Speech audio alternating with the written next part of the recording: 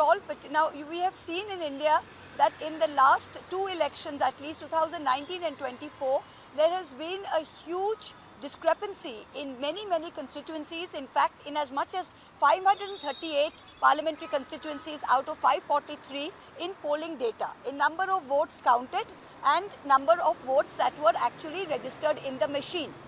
This is one. The second is that the trailing voting percentage, when at the end of the polling day, some booth at 7 o'clock has a voting percentage of 60%, and then we find at the end of the polling that it has a voting percentage of 80%. Today, the credibility of the Election Commission, especially post the Maharashtra election, is standing at an all-time low. This petition has been filed in 2019 saying that please upload the Form 17C and the Form 20 onto the Election Commission website of every citizen is far more than the right of a political party or a candidate, and it is the right of every citizen to have this information. So we had petitioned the Supreme Court.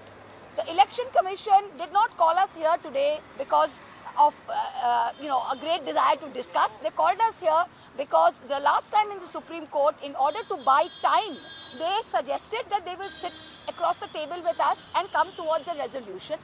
We came with absolute good bona fide intention that in case the Supreme Court, in case the Election Commission is willing to move from their original affidavit where they said it is not feasible nor desirable towards a more transparent disclosure where they will upload it, we came for that purpose. The election commissioners did not show up, and ranking officials were there who were not authorized to speak.